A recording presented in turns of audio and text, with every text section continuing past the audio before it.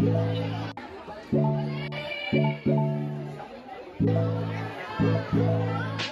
qui va se passer, c'est que ces 6 candidats, ils vont parler devant quasiment 200 personnes et ils ne savent pas de quoi ils vont parler.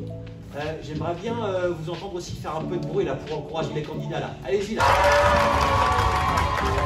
On applaudisse plus particulièrement Clarisse.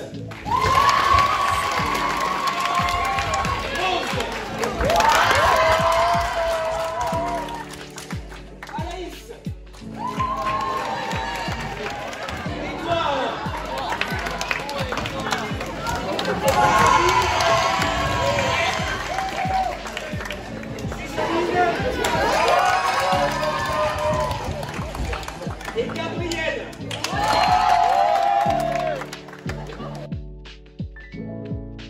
Deux trios avec d'un côté, de ce côté de la scène, Clarisse, Rose et Alaïs, vous venez. Et de l'autre côté, Édouard et Gabriel. 30 secondes de préparation. Édouard nous parler de la présentation d'une invention extraordinaire qui va révolutionner notre quotidien. C'est parti. Bonjour à toutes et à tous. Aujourd'hui, nous allons vous présenter une invention récente que nous avons inventée. Depuis toute petite, nous avons été passionnés par les inventions. Nous avons toujours voulu inventer des choses, faire progresser l'humanité. Et maintenant, nous avons une idée. La voiture volante. La voiture volante, ça pourrait vraiment révolutionner notre monde. Bonjour à toutes et à tous. Aujourd'hui, nous allons vous présenter une montre avec 3 différentes capacités. Je vais vous énoncer la première. Elle peut arrêter le temps. Quel plaisir on a quand on peut arrêter le temps. Changer tout ce qu'on peut. Trouver les réponses au contrôle, par exemple. On peut faire plein de choses avec une montre qui arrête le temps. Mais pas que. Après, c'est très difficile à mettre en place. Il y a des matériaux assez rares. Donc, ce qu'on a fait aussi pour protéger l'environnement, c'est qu'on a fait une carrosserie assez spéciale. Donc, la voiture, en fait, elle a des effets spéciaux vers le bas qui, en fait, permettent de la projeter. Le coût, on va pas trop en parler parce que ça risque d'être beaucoup trop cher. On s'est dit plutôt vers les 700 000 €.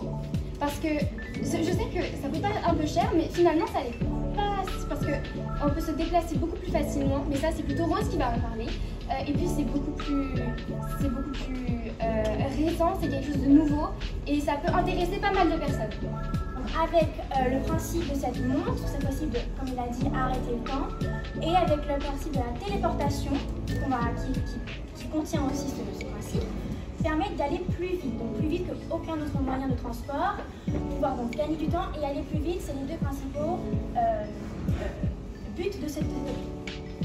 Grâce à cette voiture, plus de bouchons, plus de retard. Vous arriverez toujours à l'heure et même en avance. Plus besoin de rester 20 minutes dans les bouchons à attendre en pensant que vous alliez être en retard. Non, grâce à cette voiture, vous pourrez voler.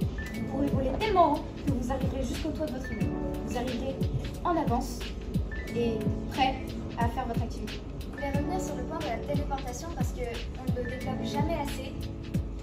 Imaginez que vous partez en vacances. Déjà, premièrement, plus besoin de passer 2 jours dans les transports, dans le train. Vous prenez votre petite valise, vous programmez la montre et vous vous retrouvez sur une île. Oh malheur, vous avez oublié vos lunettes de soleil. Pas de problème, vous revenez chez vous, vous les prenez et vous revenez. Bravo.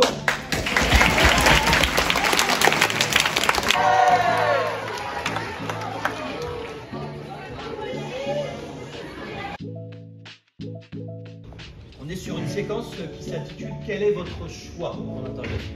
La question qui vous est posée est « Jour ou nuit ?» C'est parti. Le jour et la nuit, c'est 2 opposés. C'est comme les dieux Apollon et Artémis, qui sont 2 opposés également, mais qui sont quand même jumeaux. Alors, ils ont été dans le même ventre de leur mère, ils sont le jour et la nuit, et en fait, c'est complètement opposé, mais ça se rejoint quand même. C'est comme le yin et le yang. Sans le yin, le yang n'existe pas. Sans le yang, le yin n'existe pas. Bruit ou silence? Pour moi, le silence est la base de toute construction. Dans le silence, on peut tout faire. Dans le silence, on peut même faire du bruit. Alors que dans le bruit, on ne peut pas faire de calme. Hier ou demain? Hier, il s'est passé beaucoup de choses. Demain, il s'en passera peut-être aussi beaucoup. On ne peut pas comparer hier et demain, parce que hier peut être bien, et demain aussi. Hier, dans les souvenirs. Demain, nous avons les anticipations. Hier, nous avons l'excitation, les rêves. Demain, nous avons les espérances. Oui. Le jour, vous pouvez faire des activités ou aller voir des amis, dehors, sortir. Mais la nuit, vous pouvez aller au restaurant avec vos parents, fêter un anniversaire.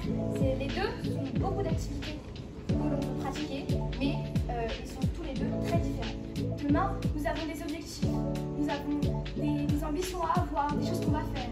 Et hier, on garde en tête les choses qu'on a faites. Et c'est ça qui est important. Mais dans le bruit, on a un esprit d'entraide, on a un esprit d'unité. Quand il y a du bruit, on se sent entouré, on se sent en groupe. Mais le bruit aide à réfléchir. Il est la source de toutes nos inventions, de tous nos progrès, de toutes les découvertes finalement. Hier, nous avions le jour, nous avons les différentes activités qu'on a eues. Demain, nous avons la préparation. Demain, nous avons l'anticipation des activités. Pourtant, il ne peut pas avoir de demain sans avoir de hier. C'est pour ça que hier est important.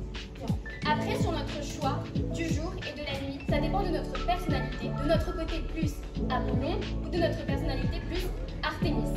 Personnellement, moi, je préfère le jour. Le jour, on peut sortir, moi je vais voir mes amis, des déjeuners en famille, nous pouvons nous promener dans la forêt, dans les parcs, bref, beaucoup d'activités. Moi aussi, je préfère également le jour, donc on n'est pas le yin et le yang, mais on est plutôt vers la même personnalité, c'est-à-dire Apollon ou le yin, le jour. Car grâce au bruit, des idées viennent, on s'inspire. Alors qu'avec le silence, on est plus seul. Mais après tout, le silence et le bruit ne fonctionneraient pas si l'autre n'existait pas. Donc, s'il n'y avait que le silence qui existait, le bruit ne servirait à rien. Et de même pour le bruit. Alors après tout, pourquoi choisir? Bravo. Merci.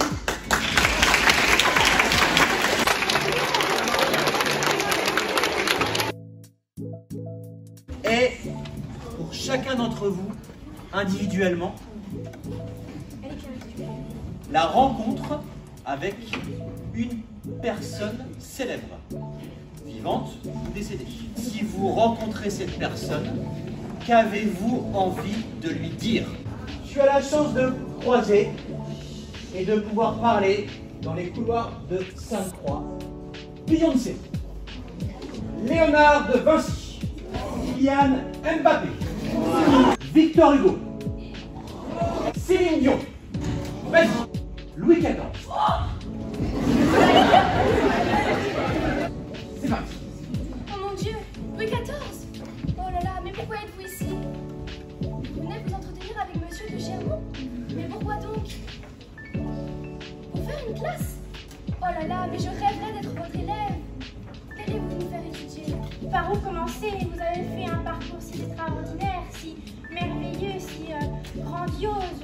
Je ne pourrai jamais personnellement faire un minimum de ce que vous avez fait. Vous avez rencontré tellement de stars, vous avez fait tellement de choses qui vous intéressent. Enfin, moi, vous êtes mon idole. Je ne pourrais même pas commencer à vous expliquer à quel point je vous aime tellement. Mais en revanche, je vois comment vous traitez des fois votre corps vous-même et ça me fait de la peine. Et je ne peux pas voir à quel point quelqu'un pourrait faire quelque chose de si terrible à son corps.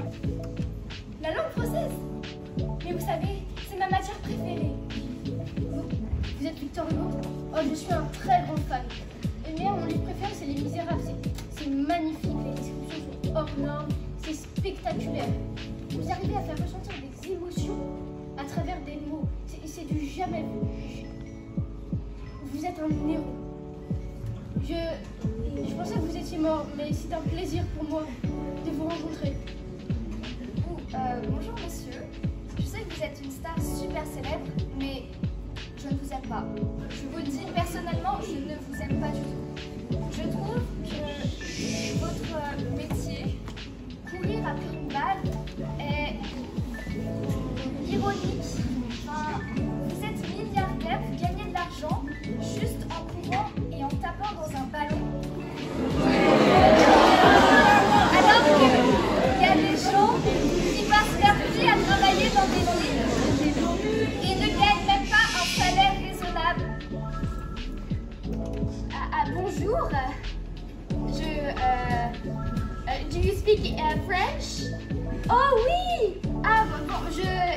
m'appelle Clarisse et je suis vraiment très fan de votre travail.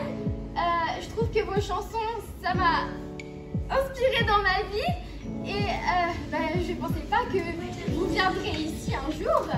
Que dirais-je à Léonard de Vinci? Premièrement, ce fut une personne importante. Ses œuvres, ses créations embellirent notre vie. Il créa tout de même le premier avion. Une personne peut voler grâce à ça. Aujourd'hui, nous pouvons voyager grâce à lui. Pardon?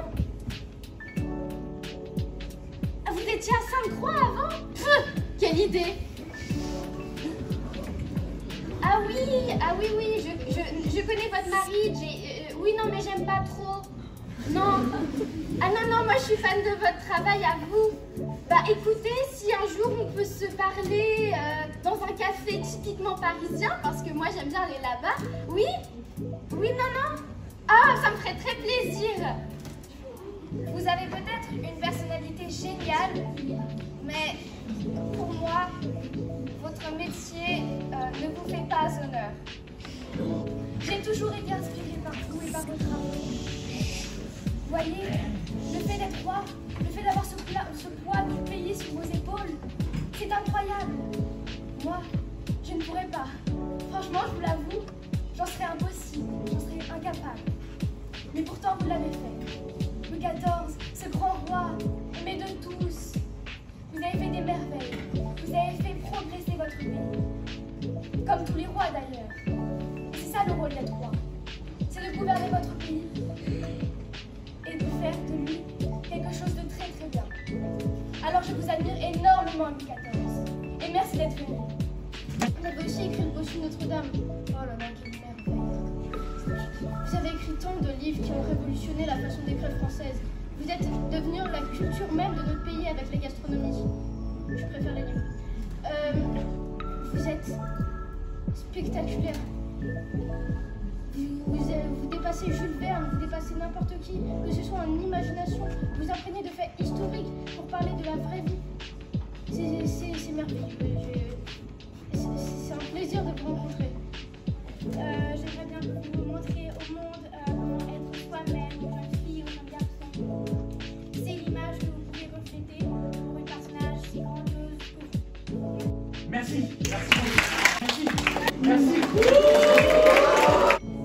Merci beaucoup.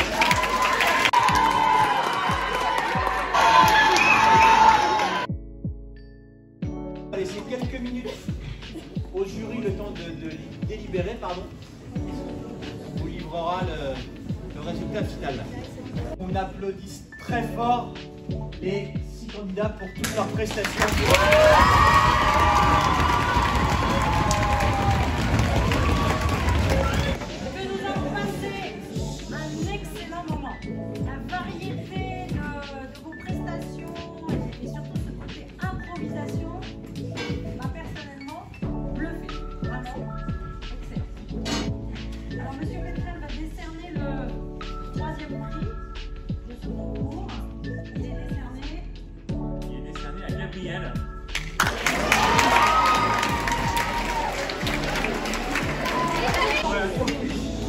Troisième prix pour évaluer son amour du football. Ah, ok. Le deuxième prix. J'ai cerné à Alaïs. C'est la télévision, on serait dans un spectacle, il y aurait un roulement de tambour, il y aurait de la musique. Voir une coupure publicitaire. Voir une pub, voilà.